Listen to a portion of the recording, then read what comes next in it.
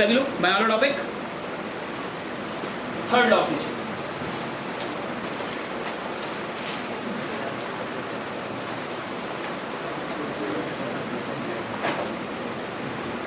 Newton's third law of motion. बहुत ही simple यार, every action have equal and opposite reaction. बहुत ही सिंपल सा लॉ, बचपन से यही एक लॉ है जो हमें सबसे ज्यादा याद है। बिल्कुल, लिखो लिखो फटाफट, every action has equal and opposite reaction. But यही वो लॉ है जो सबसे ज्यादा हम मिसअंडरस्टूड भी करते हैं, ठीक है। इस लॉ की एक्चुअल मतलब और एक्चुअल मीनिंग समझना बहुत ज़्यादा इंपॉर्टेंट है, और यही लॉ हमें बहुत सारी बातों के बारे में बताता है, ठीक है। ध्यान रखना, हम बोल रहे हैं हर एक्शन का इक्वल एंड अपोजिट रिएक्शन आता ही आता है ना। जैसे बहुत ही बेसिक सा एग्जांपल जो हम पढ़ते हैं कि अगर मैंने किसी बॉल को ऐसे दीवार पर फेंक कर मारा तो वो बॉल टकराकर जब वापस आएगी तो उतनी ही वेलोसिटी से वापस आएगी जितनी वेलोसिटी से उसे फेंका गया था, है ना। तुम अगर किसी दीवार पर मुक्का मारते हो तो जब तुम मुक्का मारोगे तो दीवार पर जितनी फोर्स लगाओगे उतनी ही फोर्स दीवार भी तुम पर लगाएगी। आ रही बात समझ? तो तुमने जितनी जोर से पंच किया उतनी जोर से दर्द होगा, है ना। बेसिक सी बात है। ये थर्ड लॉ ऑफ मोशन की बेसिक सी बात है जो हम 9th क्लास के बच्चों को समझाते हैं, ठीक है। जब तुम 11th में आ गए तो तुम्हें इन डेप्थ पता होना चाहिए कि फोर्स का ट्रांसमिशन कैसे हो रहा है, कैसे फोर्सेस एक दूसरे पे डिपेंडेंट है, और क्या ये जो थर्ड लॉ ऑफ मोशन है किसकी बात करता है। Actually third law of motion बात करता है एक्शन रिएक्शन पेयर। किसकी बात करता है? Action reaction pair. ध्यान रखो,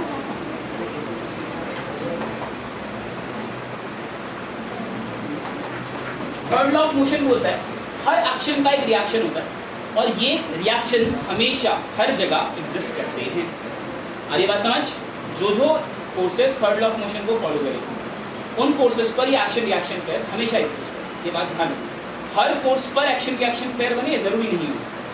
इस पूरी दुनिया में कुछ ऐसी फोर्सेस भी एग्जिस्ट करती है जो थर्ड लॉ ऑफ मोशन को फॉलो नहीं करती, जो तुम्हारे सिलेबस में भी नहीं है, ठीक है। तो तुम्हारे लिए लगभग सारी ही फोर्सेस एक्शन रिएक्शन पेयर को फॉलो करने वाली, थर्ड लॉ ऑफ मोशन को फॉलो करने वाली। जैसे हम पढ़ चुके हैं, अगर मेरे पास एक बॉडी है जिसको मैंने एक सरफेस पर रखा तो उस पर नीचे लगने वाली फोर्स कितनी है? ऊपर लगने वाली। तो यही क्या एक्शन रिएक्शन पेयर है? बिल्कुल नहीं, यही बात ध्यान रखो। These are not action reaction pair। यही गलती करते हैं हम, यही सोचते हैं ये एक्शन रिएक्शन पेयर। नहीं, एक्शन रिएक्शन पेयर हमेशा ध्यान रखना सेम बॉडी पर अप्लाई नहीं हो सकते। Action reaction pair same body पर अप्लाई नहीं हो सकते। क्या ये mg और ये n दोनों ही इस m के हैं? इस मास पे लग रही है ना दोनों चीजें, ये ऐसा है कि नहीं है? तो क्या इस मास की प्रॉपर्टी है ये? n और mg इसी मास के ऊपर लग रही है ना। और मैं तुम्हें क्या बोल रहा हूँ, एक्शन रिएक्शन पेयर एक ही पर्टिकुलर ऑब्जेक्ट पर अप्लाई नहीं होते। तुमने दीवार पर फोर्स लगाई, ठीक है, और फिर दीवार तुम पर फोर्स लगाएगी, है ना। तो तुम्हारी फोर्स किस पर लग रही है और दीवार की किस पर लग रही है? क्या दोनों फोर्सेस तुम पर ही लग रही है? नहीं ना, नहीं। तो यहाँ पर इसका रिएक्शन पेयर कहाँ है? ये देखो, ये रहा नीचे, देखा नहीं है तुमने, है ना। एक सरफेस पर कितने नॉर्मल भूल जाते हो, है ना। एक सरफेस पर कितने नॉर्मल, ये है एक्शन रिएक्शन। एक नॉर्मल किसका? मास का। और एक नॉर्मल किसका? सरफेस का। These are called action reaction pairs, है ना, क्योंकि अलग अलग बॉडी पर लगे। तो ये बात हमेशा ध्यान रखना, जब भी हम किसी पर्टिकुलर ऑब्जेक्ट पर कोई फोर्स लगाते हैं तो हमें क्या मिलता है? एक्शन रिएक्शन पेयर मिलता है। और ये एक्शन रिएक्शन पेयर कभी भी सेम बॉडी पर अप्लाई नहीं, सेम बॉडी पर अप्लाई नहीं होगा। क्लियर? अड़िया कौन? अच्छा, फिगर नहीं आ रही। ओह, एक्शन रिएक्शन नहीं आ रहा, सो ऊपर ये जाएगा नहीं जाएगा।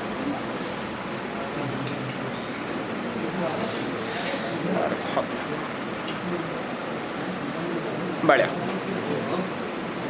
ओके, ठीक है। यहाँ तक डाउट? दोबारा समझाऊँ ये बात? एक्शन रिएक्शन पेयर समझ आ गया? ओके, सो इसी तरह से एक्शन रिएक्शन पेयर की बहुत सारी प्रॉपर्टीज होती हैं जो हमें लिखनी है। लिखो, first, properties of third law of motion. Properties of third law of motion. अगर इन दोनों को एन और एम जी का मैग्नीट्यूड सेम हुआ तो पेयर ही करना। एक्शन रिएक्शन पेयर एक ही फोर्स का। लिखो first, forces always exist in pair. बहुत कमाल की प्रॉपर्टी, ध्यान रखना है। फोर्सेस हमेशा किसमें एग्जिस्ट करती हैं? पेयर्स के अंदर। बताओ मुझे, नॉर्मल कितनी थी, टेंशन कितनी थी, फ्रिक्शन भी कितनी होगी, फिर ये mg भी कितनी होंगी, 2 mg होंगी। हमें एक दिखती है, ये mg किसकी है? मास की। एक और mg एग्जिस्ट करेगी जो किसकी होगी? अर्थ की, है ना। हम उसे बनाते नहीं क्योंकि इसका कोई काम नहीं है ना। हम उसे बनाते नहीं क्योंकि इसका कोई, इसका मतलब ये नहीं है कि एक ही mg एग्जिस्ट करती है, हम एक ही बनाते हैं। क्या ये बात समझ आ रही है? तो फोर्सेस जो थर्ड लॉ ऑफ मोशन को फॉलो करती हैं उसमें हमेशा couple of pairs, couple of forces होती है। क्या होती है? कपल। कपल मतलब 2 होंगी ही होंगी, ऐसा कभी नहीं हो सकता कि कोई एक ही फोर्स में। क्लियर है ये बात? समझ आ रही है बात? पहला पॉइंट अच्छी तरह से पढ़ा। दूसरा, this law is applicable irrespective the nature of force. This law is applicable irrespective of nature of force.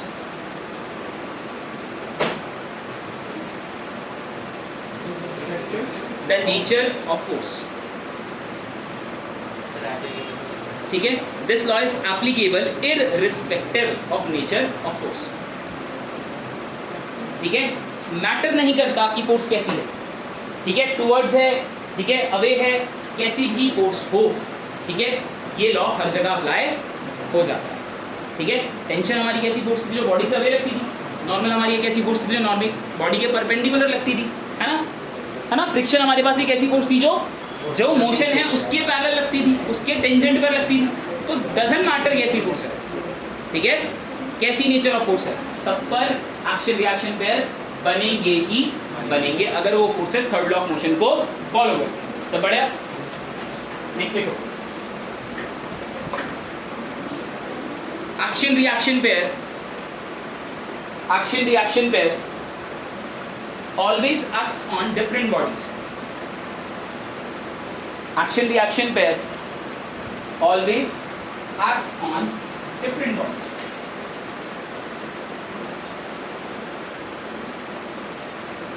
Action reaction pair हमेशा अलग अलग बॉडीज पर काम करते हैं, सेम बॉडी पर एक्शन रिएक्शन पेयर नहीं बन सकते। यही तो ये एग्जांपल था, है ना। जब हमने इस मास के ऊपर 2 नॉर्मल बनाई थी, तो ये ऊपर वाली नॉर्मल किसके लिए थी?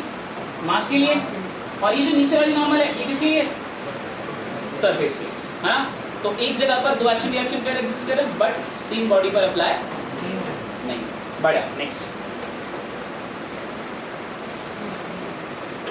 Forces of action and reaction, forces of action and reaction cannot cancel out each other, cannot cancel out each other.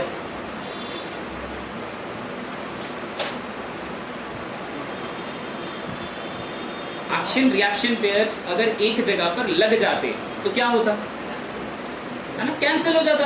तुमने दीवार पे घूसा मारा, कुछ हुआ ही, है ना। तुम सुपरमैन हो भाई अगर ऐसा हो जाता है।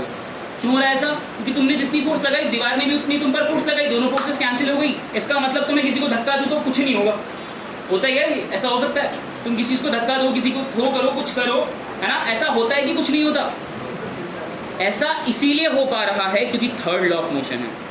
थर्ड लॉ ऑफ मोशन एक बेसिक सी बात बोल रहा है कि अगर तुमने किसी पर्टिकुलर ऑब्जेक्ट पर फोर्स लगाई है तो वो तुम पर फोर्स लगाएगा। क्या करेगा? तुम पर फोर्स लगाएगा। तो ये फोर्सेस एक दूसरे को कैंसिल आउट नहीं कर रही। तो जब भी तुम कोई एक्शन लोगे, तुम दीवार पे धक्का मारोगे तो तुम पीछे जाओगे। ऐसी होता ना, जब तुम दीवार पे धक्का मारते हो तुम पीछे जाते हो। कैसे? तुमने दीवार पर धक्का मारा, दीवार ने तुम पे धक्का मारा। तुम दीवार को नहीं हिला सकते क्योंकि उसका इनर्शिया बहुत ज़्यादा है, बट दीवार तुम्हें हिला सकती है, इससे तुम पीछे जाते हो। सेम कहानी अर्थ के साथ है। जब तुम चलते हो, है ना, जब तुम चलते हो तो जब तुम वॉक करते हो तो तुम धक्का मार रहे हो तो किसे? ज़मीन को। और ज़मीन क्या करती है? तुम पे धक्का मारती है ना। ज़मीन क्या करती है? तुम पे धक्का मारती है। तो उसी का तो रिजल्ट है कि तुम आगे की तरफ जा पा रहे हो। तुम इस बात को फील नहीं कर पाते, तुम्हें ऐसा लगता है कि तुम चल रहे हो, एक्चुअली चलाया जा रहा है। ठीक है, समझ आ रही बात? किसकी वजह से? फ्रिक्शन की वजह से। किसकी वजह से? कहानी समझ आ रही है? बाउंसर पड़ रहा है। तो ये बात हमेशा अच्छी तरह से ध्यान रखना, एक्शन रिएक्शन पेयर कभी भी सेम बॉडी पर अप्लाई नहीं होते। एक्शन रिएक्शन पेयर कभी भी कैंसिल आउट नहीं हो। क्लियर? बढ़िया। एक बात बता, जब हम आगे चल रहे हैं, है ना, जब ये हमारे पास सरफेस है, ठीक है, ठीक है, ये बंदा ऐसे जा रहा है, ठीक है, बढ़िया। अब एक बात बताओ, तुम किस तरफ धक्का मारोगे पीछे जाने के लिए? आगे, है ना? और जब तुम पीछे धक्का मारते हो तो कहाँ जाते हो? क्या है ये? एक्शन रिएक्शन पेयर नहीं है। धक्का पीछे मार रहे हो, जा रहे हो, है ना? अगर तुम इससे भी नहीं समझ पा रहे, तुमने कभी बोट चलाई है चप्पू से, तुम्हें आगे जाना होता है या स्विमिंग की है तो तुम क्या करते हो?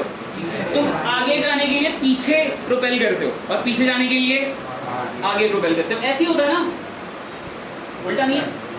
कैसे हो पा रहा है? सेम कहानी, एक्शन रिएक्शन। तुम जब पानी पर पीछे की तरफ फोर्स लगाते हो तो पानी तुम पर आगे की तरफ फोर्स लगाता है। समझ आ रही कहानी? यही सेम बात, जब धरती पर तुम पीछे की तरफ फोर्स लगाते हो तो धरती तुम पर आगे की तरफ, क्योंकि सेम बॉडी पर नहीं लग रही। कैंसिल आउट हो जाती तो कोई रिजल्ट ही नहीं मिलता ना। अगर सेम बॉडी पर ही दोनों एक्शन रिएक्शन पर लग रहे होते तो कोई रिजल्ट नहीं। इसीलिए कभी भी सेम बॉडी पर अप्लाई,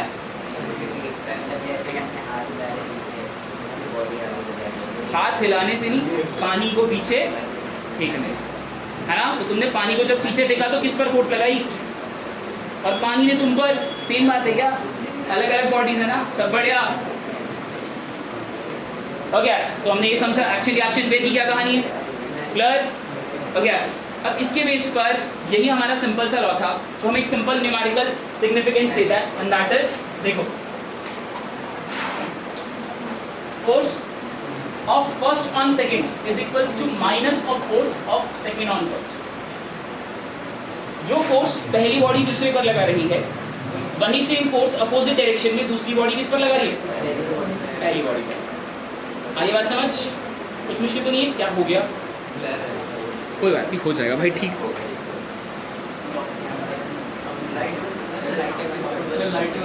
ना ना, जरूरत नहीं है, ठीक रहेगा। हो गया? आओ, ये समझ आई बात? कोई दिक्कत तो नहीं? हो गया? एक्शन रिएक्शन पेयर एकदम क्लियर है। ये हमारे पास, ये नोट कर लेना, ये इंपॉर्टेंट इक्वेशन है किसकी? थर्ड लॉ ऑफ मोशन की। ठीक है, जो फोर्स तुम किसी बॉडी पर लगाते हो उतनी फोर्स तुम्हारी बॉडी पर लगाई जाती है। दोनों फोर्सेस मैग्नीट्यूड वाइज कैसी होंगी? इक्वल, बट दोनों फोर्सेस डायरेक्शन में अपोजिट और बॉडीज पर भी अलग अलग होंगी। ये बात भूली नहीं है। अपोजिट है तो मतलब एक बॉडी अगर, एक फोर्स अगर मास पर लगी तो दूसरी सरफेस पर, सेम जगह पर फोर्सेस लगाई नहीं। Clear?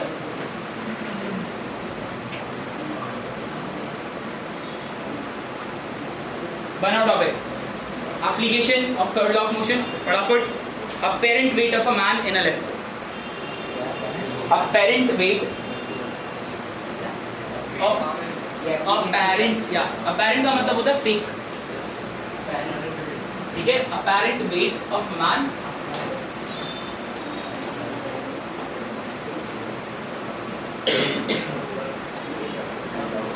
of a man on a lift।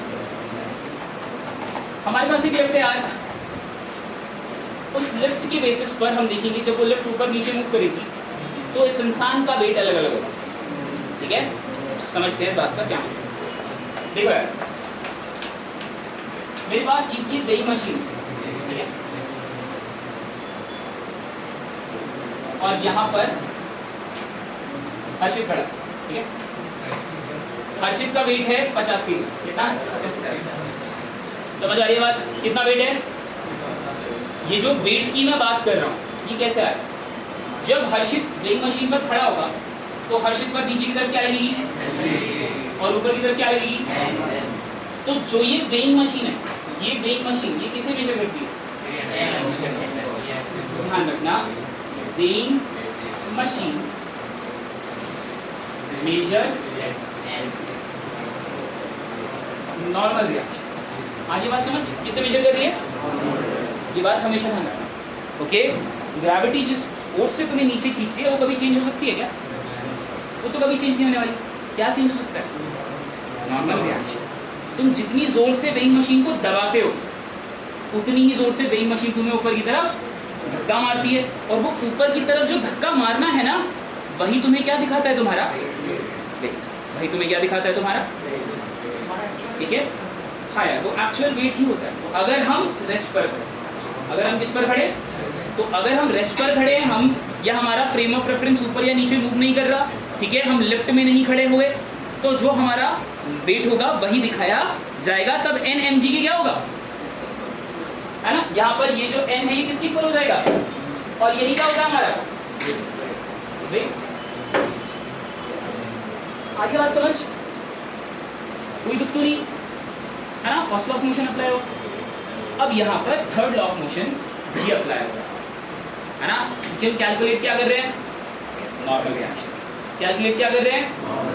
मतलब जिस फोर्स से ये नॉर्मल रिएक्शन मुझे ऊपर की तरफ सरफेस फेंक रहा है, उतनी ही फोर्स से मैं क्या कर रहा हूँ? इस मशीन को भी दबा रहा हूँ, है ना? उतनी फोर्स से मैं इस मशीन को भी क्या कर रहा हूँ, और उससे तो वेट मेजर हो रहा है।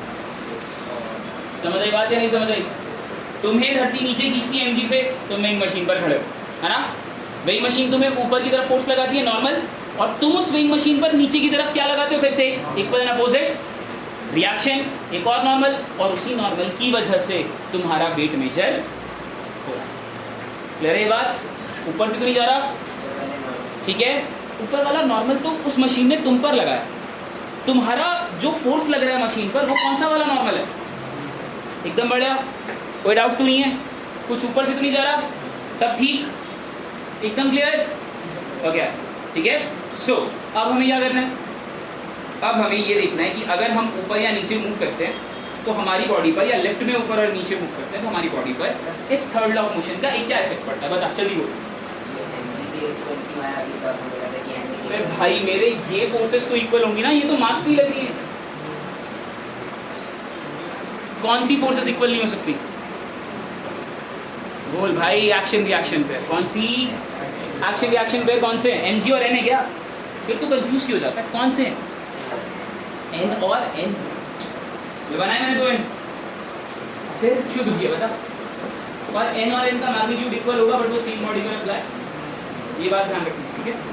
दोबारा ये ना समझने में इसलिए इतनी दिक्कत हो रही है क्योंकि ना बार बार तुम सिर्फ एक पर्सपेक्टिव से देखो। किसकी पर्सपेक्टिव से? अपने पर्सपेक्टिव से। तुम अपने आप को वहाँ उस बंदे की जगह खड़े कर लेते हो और ये भूल जाते हो कि नीचे वेइंग मशीन, अर्थ और बहुत कुछ है। सबको एक साथ देखो।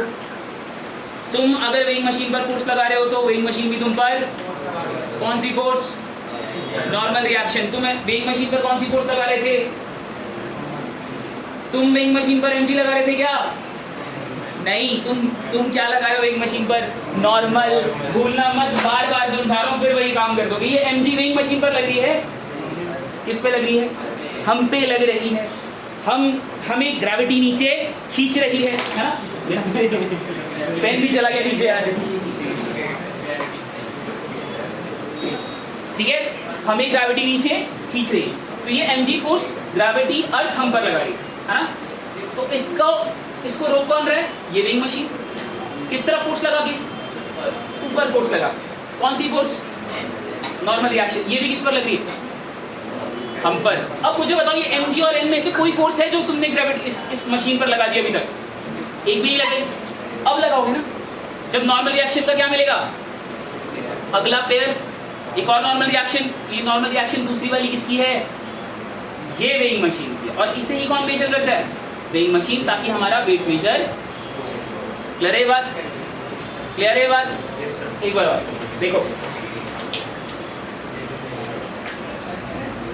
देखो, दोबारा देखो यार। जब हम अब चीजों को देखेंगे ना, ध्यान रखना, 5th chapter, 6th chapter, 7th chapter transformation ही है। तुम अभी तक एक पॉइंट के साथ काम कर रहे हो। जितना चैप्टर्स आगे बढ़ते चले जाएंगे उतने ज्यादा पॉइंट्स बढ़ते जाएंगे, तुम्हारा पर्सपेक्टिव वाइड होता चला जाएगा। तुमने पर्सपेक्टिव वाइड नहीं किया, तुम्हें फिजिक्स समझ नहीं आएगा। ध्यान से समझना एक एक पॉइंट। देखो, यहाँ पर हमारे पास वेइंग मशीन थी, ठीक है? ये हमारा वो स्केल है जिसके अंदर हम मेजर कर रहे हैं वेट। ये हर्षित खड़ा हो, ठीक है? ध्यान से।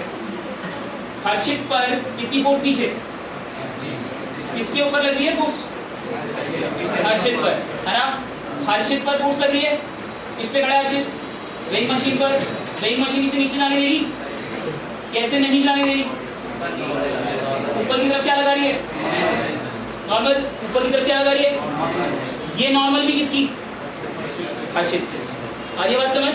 बट हर्षित जब ऊपर की तरफ नॉर्मल, ये वेइंग मशीन ऊपर की तरफ हर्षित पर नॉर्मल लगाएगी, तो हर्षित भी वेइंग मशीन पर क्या लगाएगा? एक और नॉर्मल रिएक्शन बनाएगा। और इसी नॉर्मल रिएक्शन से क्या मेजर होता है? अब भी समझ नहीं आ रहा? एकदम क्लियर? दोबारा समझाऊं ये बात? तो हमेशा ये बात ध्यान रखना, मशीन पर सिर्फ और सिर्फ एक ही फोर्स लगी है, कौन सी? Normal reaction. और उसी नॉर्मल रिएक्शन को मशीन क्या करती है? बेशक। क्लियर? और उसी से तुम्हारा क्या आता है? कोई डाउट? ये नॉर्मल रिएक्शन किसका पेयर है? इसका ही तो पेयर है ना? बढ़िया। और क्या ये दोनों पेयर एक ही बॉडी पर लग रहे हैं? नहीं, है ना? ये वाला नॉर्मल रिएक्शन, ये वाला नॉर्मल रिएक्शन किस पर लग रहा है? मशीन पर। किस पर लग रहा है? और ऊपर जो ये वाला नॉर्मल रिएक्शन है किस पर लग रहा है?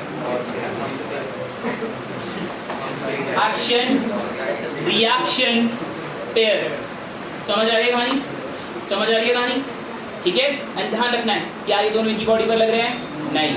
क्या ये एक्शन रिएक्शन पेयर है? हाँ। क्या ये दोनों इक्वल हैं? हाँ। क्या इन दोनों की डायरेक्शन अपोजिट है? हाँ। एक ऊपर एक नीचे।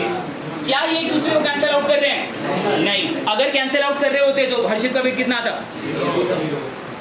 नहीं, 50 कीजिए। सब बढ़िया? उत्तरी आ जाओ वापस। अब देखते हैं लेफ्ट वाली ब्लॉक।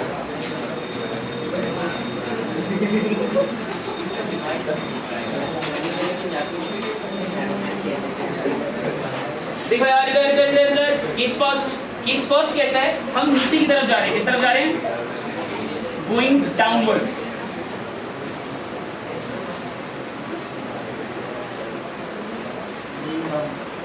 ये हमारे पास एक लेफ्ट है, इस लेफ्ट के अंदर यही वेइंग मशीन, यही हर्षित। और इस बार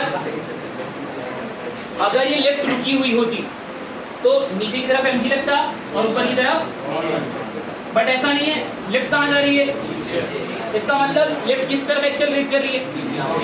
तो हमें सिंपल सी बात पता है। अब ये क्या है? n mg के इक्वल होगा, है ना? n mg के इक्वल तब होता है जब यूनिफॉर्म मोशन होता है या बॉडी रेस्ट पर होता है ना? अब mg के इक्वल, तो जब ये लिफ्ट नीचे जाएगी तो इसका मतलब नीचे वाली फोर्स बड़ी, जिस तरफ एक्सेलरेशन होता है वो वाली फोर्स, और जो ऊपर लगी है वो फोर्स छोटी।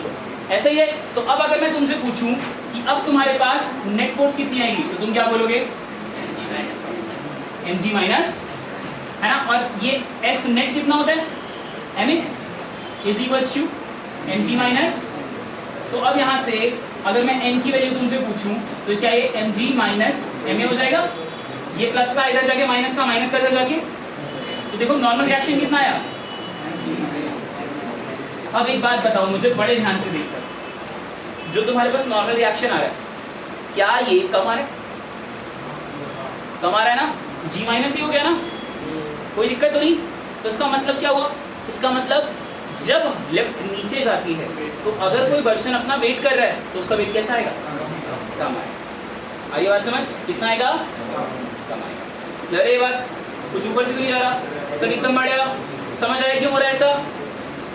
पक्का? जल्दी से फटाफट 2 मिनट में।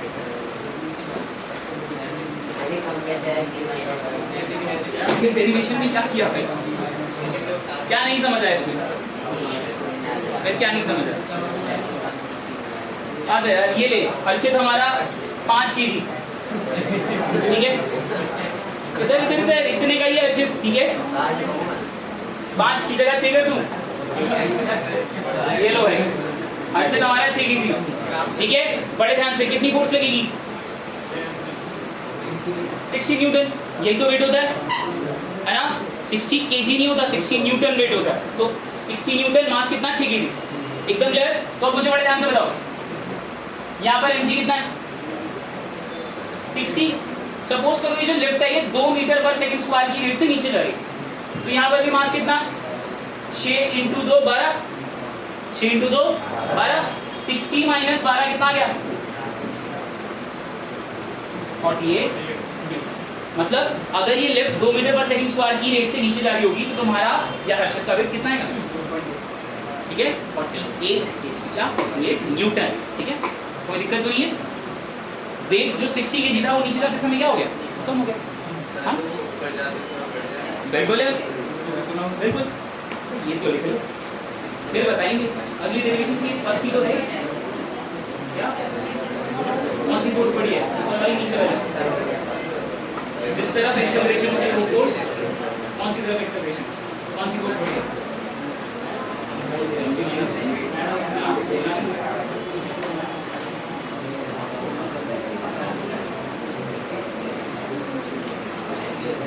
यार अगर तुम लॉजिक नहीं डेवलप कर पा रहे तो मैं बहुत सिंपल है, मुझे कुछ समझाने की जरूरत नहीं थी, मैं तुम्हें सीधा ही करा सकता था, तुम्हें आ जाता समझ। मैं सीधा लिखता आ जाता तुम्हें समझ। ये इतनी मेहनत सिर्फ इसलिए हो रही है ताकि तुम्हें समझ आए क्या बात है। ठीक है, किस बात के बारे में डिस्कशन हो रहा है। तुम्हें ये नहीं समझ आ रहा, घर पे जाके 10 बार प्रैक्टिस करो, मुझसे 10 बार पूछो, वीडियो रिकॉर्ड है इस चीज की, 10 बार देखो, बट आना चाहिए समझ। कोई भी ऐसी चीज नहीं होनी चाहिए तुम्हें यहाँ पर कोई डाउट रहता है।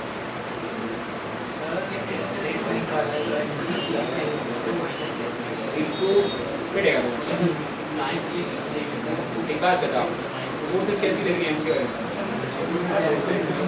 वेक्टर क्वांटिटी नहीं है, सम करेगा तो ऐड होगी। इतने सारे क्वेश्चन दिए थे क्लास था ना, उसमें जब फोर्सेस अपोजिट डायरेक्शन में होती थी ऐड किए थे। क्या हो गया, भूलना नहीं है। फोर्सेस का सम का मतलब सम थोड़ी होता है, वेक्टर सम होता है। कौन सा सम होता है? Vector sum. ठीक है, आप देखिए हर्षित का एक्चुअल मास कितना है? 6 kg। ठीक है, तो एक्चुअली वेट कितना होगा? 60 न्यूटन। जब ये लेफ्ट 2 मीटर पर सेकंड की नीचे जा रही है स्पीड से, तो ये तो था ना फॉर्मूला mg माइनस m। तो मास कितना, वेट कितना था? 60। मास कितना था? 6। और कितनी एक्सेलरेशन थी लेफ्ट की? 2। तो 6 माइनस 2 कितना हो गया? बढ़िया, डाल तो दी, mg तो है 60, ये तो 6 था। यहाँ तक डाउट? नोट किया? ये मत लिखना, ये सिर्फ समझाने के लिए था। ठीक है, ये चीजें मत लिखना। ठीक है, हटा देना उसको। बढ़िया, कोई डाउट? लिख लिया?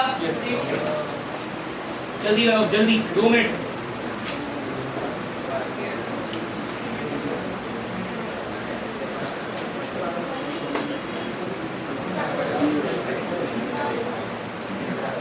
तो क्या है? देखो इस सेकेंड गोइंग अपवर्ड्स। ठीक है, अब हम कहाँ जा रहे हैं? तो ये हमारी लेफ्ट है,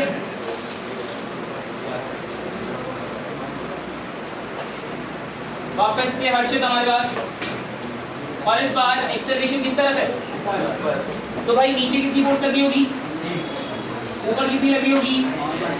नॉर्मल। बट इस बार कौन सी फोर्स बढ़ी है ना? इस बार नॉर्मल बढ़ी है क्योंकि एक्सेलरेशन किस तरफ है? ऊपर की तरफ। तो हमें अच्छी तरह से पता है F नेट किसके इक्वल होता है? n माइनस mg होगा। इस बार ऊपर वाली बड़ी है, नीचे वाली छोटी है, तो n माइनस। तो यहाँ पर F नेट कितना होता है? n माइनस, तो ये माइनस mg इधर आकर तो क्या हो जाएगा? ma plus. देखो n की वैल्यू कितनी आई? बताओ, वेट बढ़ेगा नहीं बढ़ेगा? इस बार वेट बढ़ेगा। पिछली बार वेट 12 किलो कम हो गया था, अगर सब कुछ सेम रखा तो इस बार वेट। कोई डाउट तो नहीं? मतलब लिफ्ट जब ऊपर की तरफ मोशन करती है तो वेट बढ़ता है। ठीक है, केस थर्ड देखो ध्यान से।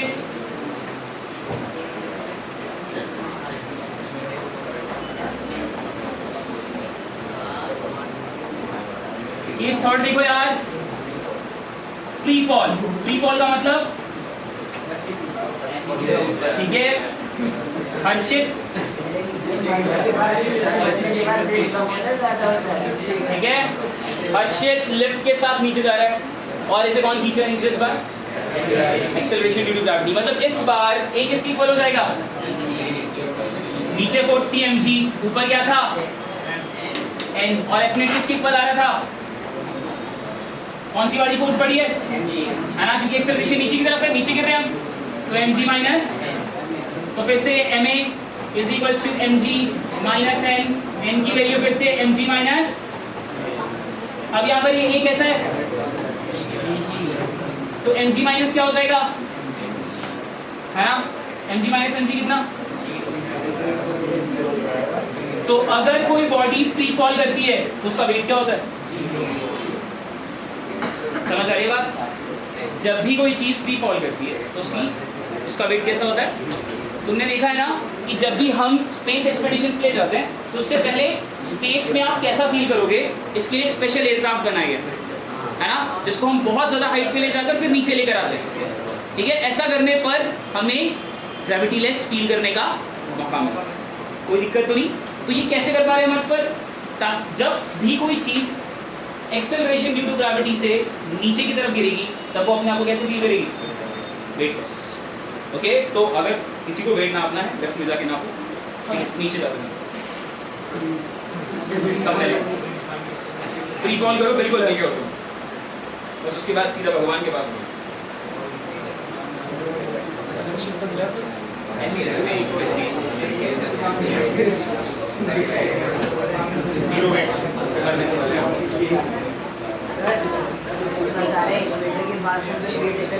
बिल्कुल, बट वो तब समझ आएगा तुम्हें जब तुम ग्रेविटेशनल पढ़ोगे, अभी तुम्हारे लिए सब कुछ सेम।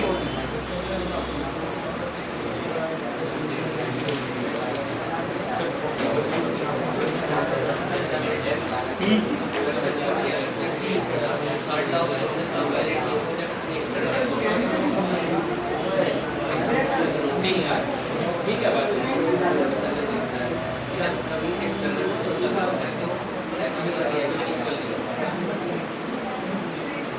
क्या बात है, एक्शन और रिएक्शन इक्वल नहीं होता, ये तो गलत है ना, बिल्कुल एक्शन और रिएक्शन तो हमेशा इक्वल होता है। तुम्हारे सर को यही नहीं समझ आया एक्शन रिएक्शन क्या होता है, एन और एम जी एक्शन रिएक्शन, कौन एक्शन रिएक्शन वो अलग हो सकता है क्या, ये जो एन निकल कर आ रहा है यही मशीन पर भी आता है, जो मैं स्टार्टिंग से एक बात समझा रहा हूँ, एक्शन रिएक्शन कोई भी सिचुएशन नहीं है यहाँ पर एक्शन रिएक्शन है। तुम एक्सटर्नल फोर्स का करके दिखाओ, यहाँ एक्सटर्नल फोर्स mg की कर दे रहे,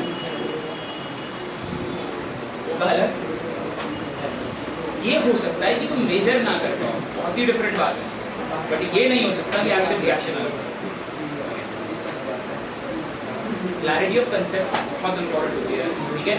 ये बोलना action reaction pair equal and opposite reaction third law of motion is very easy, but ये बात समझना कि एक्शन रिएक्शन पेयर क्या है, यही करना, ठीक है। एग्जांपल सोच के ना, ऐसा कोई गलत मुझे करने का एग्जांपल सोच के, तभी मजा आएगा।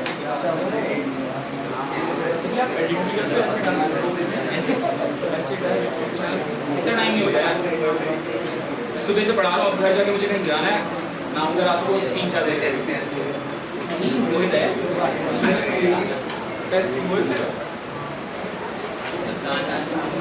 यार केस 4 करके दिखाओ। यूनिफॉर्म वेलोसिटी से लेफ्ट नीचे जा रही है, निकालो केस 4।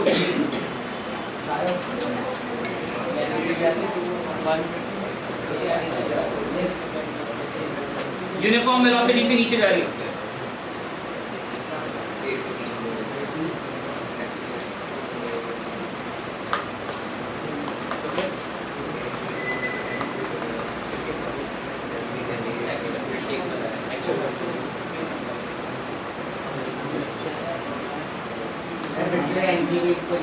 बस बस एनएमजी की इक्वल आएगा, यही आंसर है ना, बस। अरे हाँ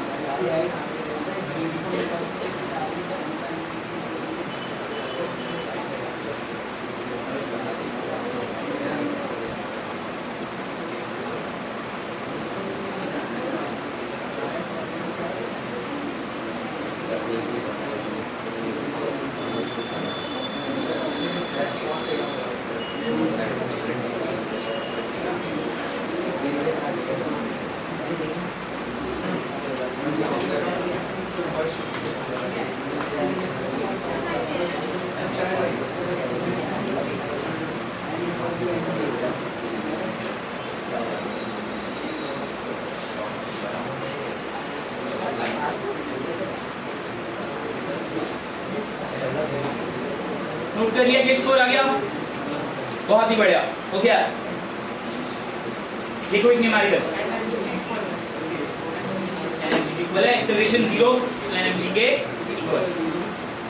अच्छा, एक बहुत ही अच्छा एग्जांपल है, तुमने सुना है जब कोई जेट एयरक्राफ्ट फ्लाई करते हैं तो उनके ऊपर 9G की फोर्स लगती है, सुना? सुना है? 2G 3G 4G, ठीक है ठीक है। देखो यार, अगर कोई जेट एयरक्राफ्ट मूव कर रहा है तो जेट इंजन के पास बहुत प्रोपल्शन पावर है, कितनी? बहुत ज्यादा। क्या ये जेट एयरक्राफ्ट अगर ऊपर की तरफ मूव कर रहा है, कैसे मूव कर रहा है?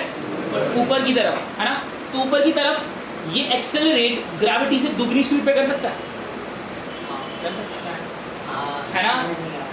अरे एक एयरक्राफ्ट है, अगर फ्री फॉल करेगा तो एक्सेलरेशन ड्यू टू ग्रेविटी से अपने जेट इंजन से double of the gravity accelerate कर गया ऊपर की तरफ, तो कितना वेट फील होगा? डबल। अपना ही वेट कितना फील होगा तुम्हें? 3 गुना एक्सेलरेशन हो गई ग्रेविटी से, तो 9 गुना एक्सेलरेशन हो गई। तो मतलब अगर तुम किसी जेट में बैठे हो और तुम एक जेट को ऊपर की तरफ एक्सेलरेशन ड्यू टू ग्रेविटी से 10 गुना तेज एक्सेलरेट कर रहे हो, कितना तेज? तो तुम्हारा वेट कितना हो जाएगा? अगर तुम 60 किलो के, हर्षित 60 किलो का था, कितने का फील करेगा? 600 किलो का। इसीलिए जेट एयरक्राफ्ट के पायलट्स बहुत ज़्यादा फिट होते हैं, बहुत ज़्यादा फिट होते हैं। 9G पर इंसान का अगर कभी चेहरा देखोगे ना तो ऐसा लगता है बूढ़ा हो गया, पूरा का पूरा नीचे आ जाता है, इतना ज़्यादा इफेक्ट होता है और लोग बेहोश हो जाते हैं, इतना ज़्यादा इफेक्ट होता है। ठीक है, कोई दिक्कत तो नहीं? अब 600 kg का वेट था, एक्सटर्नल फोर्स थी ना जेट प्रोपल्शन इंजन की, वेट 600 क्यों आ रहा है ऊपर और नीचे? अगर एक्शन रिएक्शन पे अलग होते हैं, नहीं आ रहा समझ? ठीक है, बिल्कुल यार, हल्के नहीं, हम टकराएंगे सीधा ऊपर जाकर, हल्के नहीं, बहुत नेगेटिव वाली कहानी हो जाएगी, मतलब नेगेटिव वेट वैसे एग्जिस्ट नहीं करता। अ मंकी ऑफ वेट, फटाफट numerical, a monkey of weight 80 kgs, a monkey of weight 80 kgs climbing a rope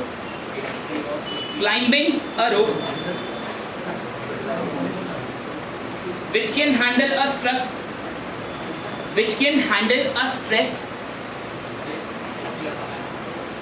ठीक है, ब्रैकेट में लिखना टेंशन, ये गिवन नहीं है तुम्हें बट ध्यान रखना है तुम्हें, स्ट्रेस का यहाँ पर मतलब क्या है? Tension of 1000 Newton, of 1000 Newton, of 1000 Newton. How fast a monkey can climb so that rope does not break?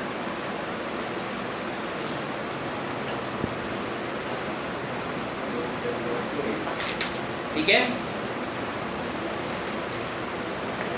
a rope does not break. देखो भाई, ये हमारे पास एक रोप है, ओके, और इस रोप पर एक मंकी चढ़ रहा है, ठीक है ठीक है, अब हर्षित नहीं है, देखो यार, बस यार, बस इधर तुम्हारे पास ही मंकी ऊपर चल रहा था, तुमसे बोला जा रहा है इस मंकी का मास कितना है? क्या इस मंकी का मास गिवन है या वेट गिवन है? ठीक है, इस मंकी का वेट गिवन है हमें 80 kg, तो ऑब्वियस ही बात है भाई, ठीक है। नहीं यार, ये एक्चुअली ना वेट मैंने गलत लिखा है, यहाँ पर मास होना चाहिए, इसको मास करो, ठीक है, इसे मास करो,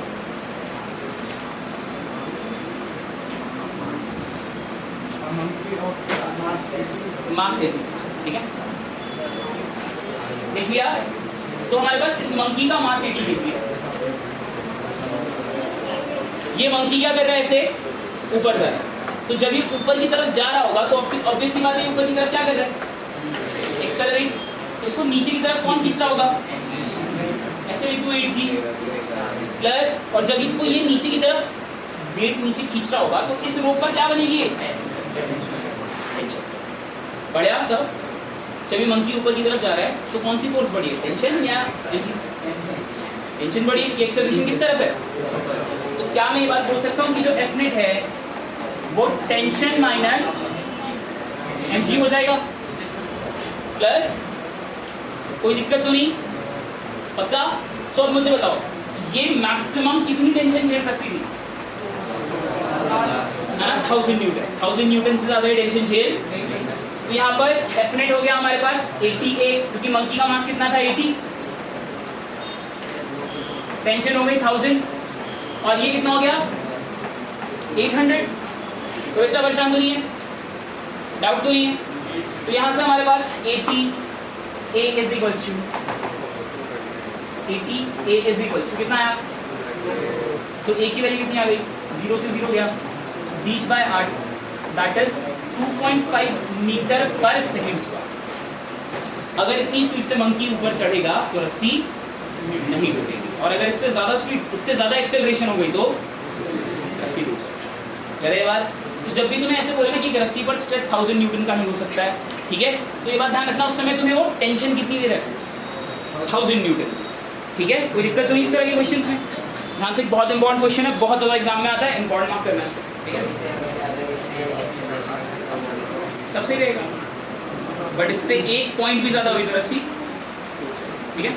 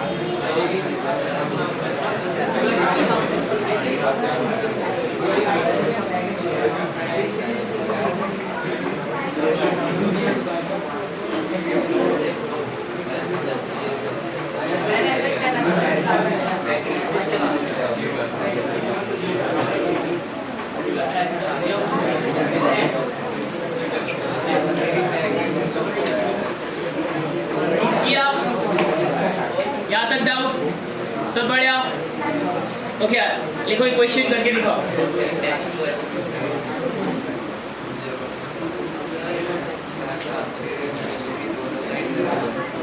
Of elevator weighs 4000 kg, weighs 4000 kg, 4000 kg, weighs, ठीक है, 4000 kg, when upward tension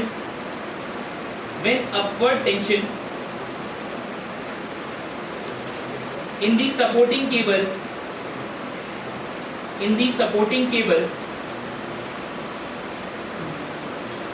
is 48,000 Newton. Cable is 48,000 Newton.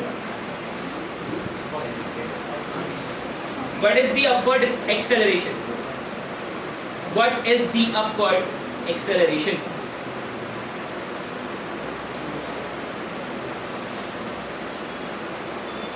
Starting from rest,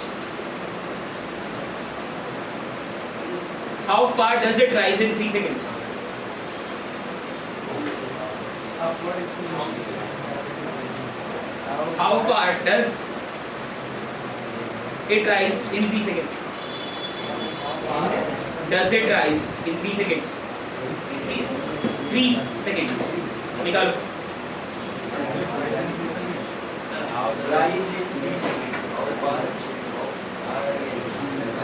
RISE rise, ठीक है, लिखो करो क्या वेट दे रखा, वेट दे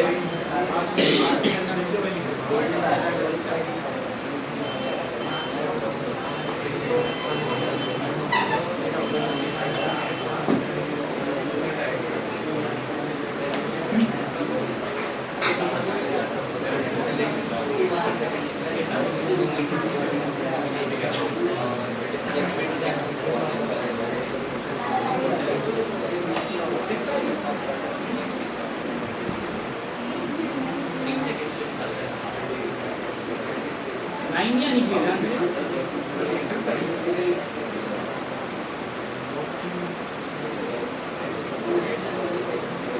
सर ये भी क्वेश्चन ऐसे ही होगा। सही है।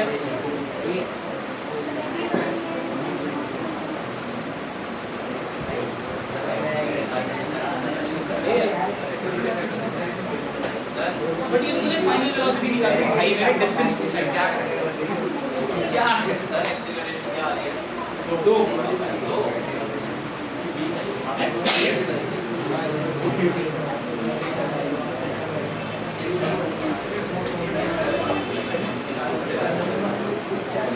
देखो तुम्हें बोलता है एक लेफ्ट है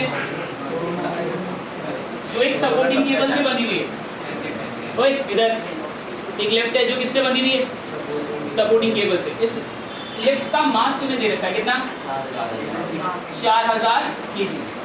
तुम्हें बोल रहा है ये सपोर्टिंग केबल कितना मास या कितनी टेंशन बियर कर सकती है, 48,000 न्यूटन। बढ़िया बढ़िया। इनसे बोलता है कितनी एक्सेलरेशन से ये ऊपर की तरफ राइज करेगा। चले बात यार, मजाक चल रहा है क्या प्रत्युष? कुछ पिट आ जाओगे, मुझसे भगा दूंगा मैं उठा के यहाँ से। हरकतें मत करो, इधर देख लो। पता मुझे नीचे की तरफ कितना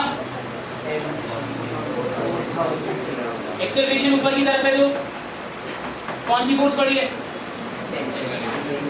टेंशन माइनस ये कितना, टेंशन कितनी, ये कितना हो गया 40,000। जी की वैल्यू डेल डाल दी तो 4000 A is equals to कितना आ गया 8000। 3 0 से 3 0 गए, एक की वैल्यू कितनी आ गई 2। हमारे पास एक्सेलरेशन आ गया, दिक्कत तो नहीं। कोई बच्चा परेशान? दोबारा समझाओ ये बात। तुम्हारे पास एक्सेलरेशन आ गई, तुमसे बोलते हैं कितनी देर तक राइज करेगा, या कितनी देर तक तुम्हें बताया हुआ है, बोलता है 3 सेकंड तक राइज करेगा, तो कितना डिस्टेंस चलेगा, क्या पूछ रहा है डिस्टेंस। और तुमको बोल रहा है कि ये रेस्ट से स्टार्ट हुआ है तो इनिशियल वेलोसिटी कितनी होगी। तो यार ये ऐसी तो चाहिए, ये चारों से कौन सी इक्वेशन,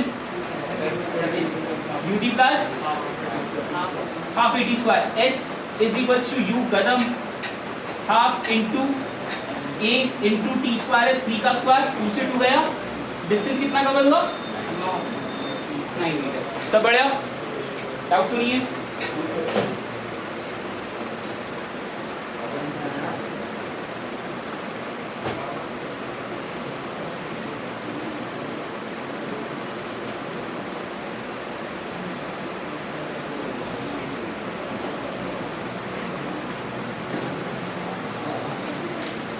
बढ़िया।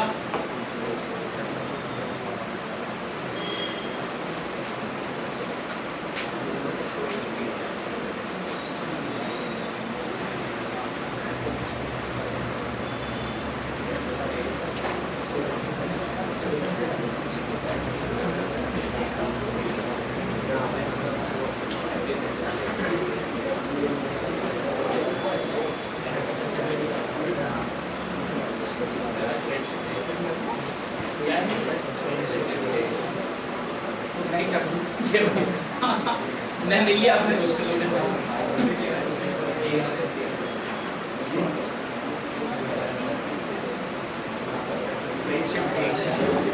बांध नहीं रहे तुम, क्या बैंड्स वगैरह एक्सचेंज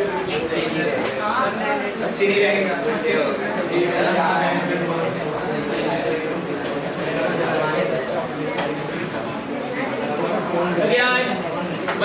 गए bye second law of motion is real law of motion.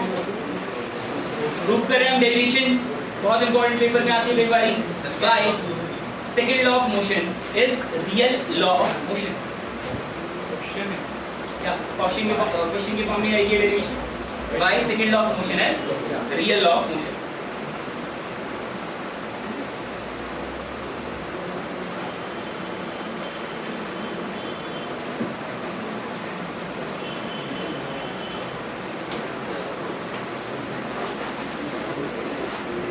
इधर इधर जाने इस फर्स्ट क्या है, फर्स्ट लॉ को सेकंड लॉ से डिराइव करें, ठीक है। इस फर्स्ट लिखो, first law is contained in second law, first law is contained in second law. First law ही क्या है, सेकंड लॉ के अंदर कंटेन्ड, ठीक है। तो बेसिक सी बात है, लिखो लिखो लिखो, एक स्टेटमेंट लिखो फटाफट। According to second law of motion, according to second law of motion, force acting on a body is given by, force acting on a body is given by F is equals to m, है ना, F is equals to m। हमें पता है, suppose करो if no external force is applied,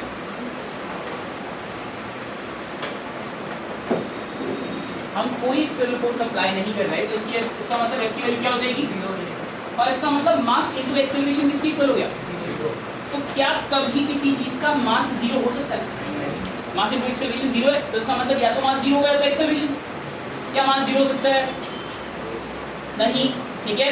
physical चीजों के लिए जो क्लासिकल फिजिक्स को फॉलो करती है, ध्यान रखना, उनमें मास कभी जीरो नहीं हो सकता, ठीक है। इसी तरह से एक्सेलरेशन जीरो हो सकती है, और अगर एक्सेलरेशन जीरो हो गई तो इसका मतलब क्या है कि v minus you upon T किसके इक्वल आ गया। तो यहाँ से हमारे पास दो ऑप्शन आएंगे, एक तो जब t इधर जाएगा तो v माइनस यू किसके इक्वल आ गया, तो v माइनस यू अगर जीरो के इक्वल आ गया मतलब v और u कैसे हो गए, तो v और u अगर इक्वल आ गए तो या तो v u दोनों ही जीरो हो तो ही इक्वल है, या सिर्फ v और u इक्वल हैं, जिसका मतलब यहाँ पर वेलोसिटी कैसी है, कैसी है, कांस्टेंट, है ना, वेलोसिटी कैसी है ना। तो एक बात बताओ, ये तुमने सेकंड लॉ ऑफ मोशन से डायरेक्ट किया ना सब कुछ, कहाँ से आया ये सब कुछ, और सेकंड लॉ ऑफ मोशन से तुम्हें देखो दो बातें मिलती है। पहला क्या कि अगर इनिशियल और फाइनल वेलोसिटी जीरो है तो इसका मतलब हमारी फोर्स एक्सटर्नल क्या होगी, है ना, zero.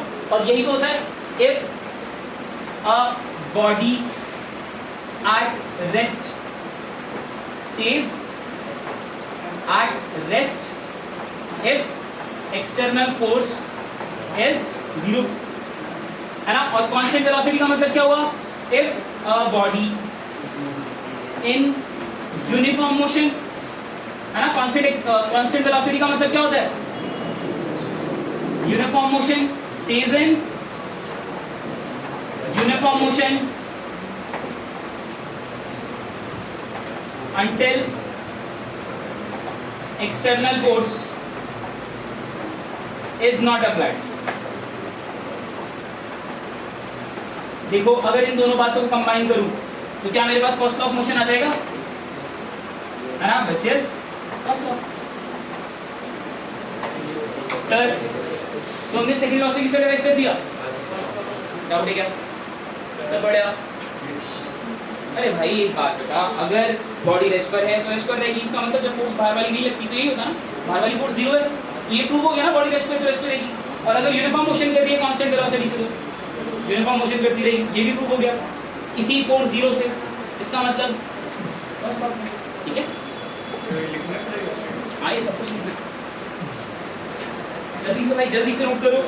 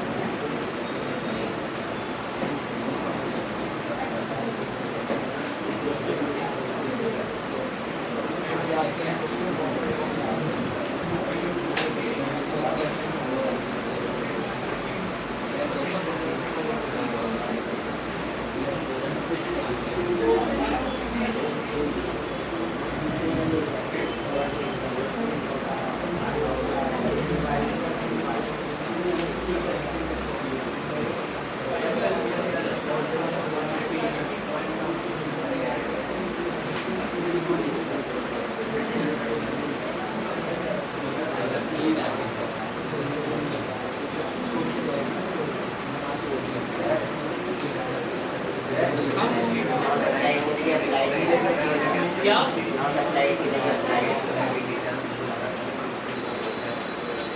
until if external is not applied, जब तक बाहर वाली एक्सटर्नल फोर्स नहीं लगेगी तब तक ही हाँ?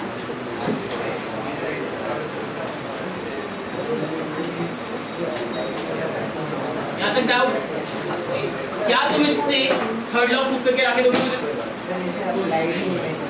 अबे भाई जब तक बाहर वाली एक्सटर्नल फोर्स नहीं लगती तभी तक होता है ना ये कांस्टेंट वेलोसिटी पे। क्या हो गया तेरे को? अगर तूने एक्सटर्नल फोर्स लगा दी फिर थोड़ी होगा। बढ़िया, तो सब ठीक। तुम्हें घर से प्रूव करके लाना है कि सेकंड लॉ ऑफ मोशन से थर्ड लॉ ऑफ मोशन कैसे बनता है, ठीक है? बढ़िया, कोई डाउट?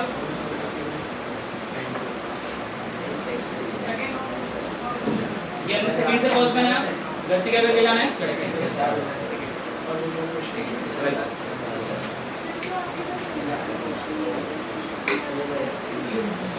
अभी दिखा दो मुझे, ठीक है? या कभी भी दिखा दो। ये नोट कर लिया? ओके मान लोगों, आज के लिए इतना ही, मिलते हैं नेक्स्ट क्लास में।